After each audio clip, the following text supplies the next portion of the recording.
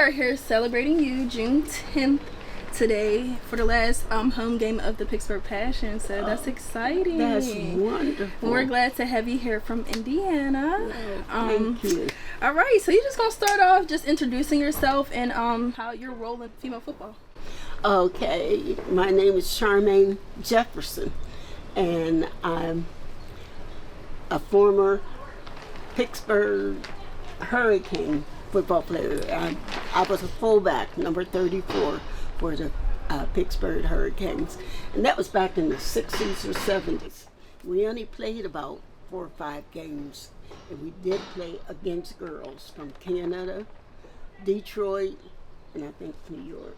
New York. Yeah. Oh, that's interesting. And then Cleveland was the Cleveland. first. They were the first Cleveland. ones, right? Yeah, that was one of the teams on those 4 teams. And whether they're still in existence or not, I don't know. I think Cleveland does have a team. I'm They not probably necessarily do. sure, but I believe so. Cleveland does. Well, the Cleveland team is the one that I really got introduced into football team, because our first game was against those Cleveland girls, and believe me, I was scared to death. I mean, my knees was knocking, and the 2 front linemen, they were as big as this tent. There's 2 of them, and I just prayed to God that I make it through there. If I get through there, dear Jesus, shivering and quaking. If I get through there, I'll make it. And sure enough, when I went through and I laid on the ground and took count of my body all the way through, all right, I'm ready to play now. So that's how I really Did you guys win that game? No, I think we lost. You did. Well, I think out of the games that we played, I think we only had like about 2 or 3 wins. Because all the girls that came into our team knew nothing about football. In fact, when we were riding up to Canada to sponsor the Canada team, the girls we were all in the back, and we said, "Who's going to be the quarterback?" The girls said, "What's a quarterback?" That's how little they knew about football. And why they volunteered to play, I don't know. They had no idea what football was about. But anyway, and they weren't really like tough enough to be like defensive players or fast enough to be offensive players. Right. You know. So we only won, like I said, 1 or 2 of our games.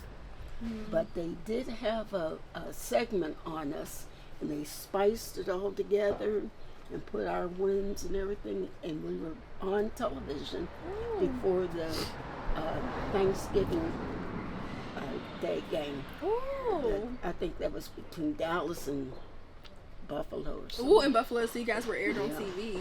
So, they spiced it up spiced and it up. made it look good too. I know that's right. How did it feel to be playing football during that time? Was there, I mean, we know sexism is a thing where they feel like females shouldn't be on the field, they shouldn't be playing football, it's a guy's sport. Like, you know, did you guys face any type of backlash when you were playing? Mostly everyone was really, really excited about when I went to work, I said, "I can't stay long because I have a game tonight." They said, "What kind of game?" I said, "I played football for the Western." "Where? When? What time?" And they were all, you know, they wanted to go to the game. They wanted to see the teams play. So it wasn't like football, girls, that got to be. No, they were really excited about, which really inspired me. I got to do my best. You know, I got to really show off and play good. Yeah.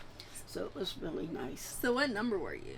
34. 34, guys. You heard that? Yeah, 34. number 34. And just what was your best, if you can recall a time, what was your best moment during a game, during football? How did you feel? My best time was like when we had our game, win or lose, the girls all came together, you know, and patted one another, praised them for what work they did. That was the most enjoyable, you know. Of course, we had one girl, she was really, what do you say? she was really like into football. She wanted us all to be really, really good and tough. And she would cuss at us and that made me feel bad, really. I liked it when we did something good and all of us praised one another for it. Yeah. So it was nice. That sounds like some fun times. And can you recall your coach? No, because our coach was out of town. And he would come in for practicing. And then he would leave. We had very little contact with him. We'd only see him on the days that we went up to practice, and he was there. Sometimes he wasn't even there. He would tell us we had practice on Wednesday at 5. We'd be up there practicing. He had other things to do, I guess. All right, so I don't know if it was around the time you first started, but I did recall that one of the coaches was former football player, Stiller, Charlie Scales.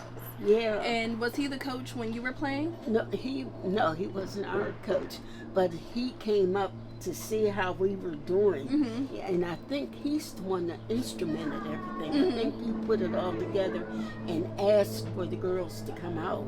Yeah, I think it was. Yeah. So he is legendary, born and raised in Homestead, Pennsylvania, and working in the industry that time, as well as playing football for the Steelers, and then eventually moved on to the Cleveland Browns.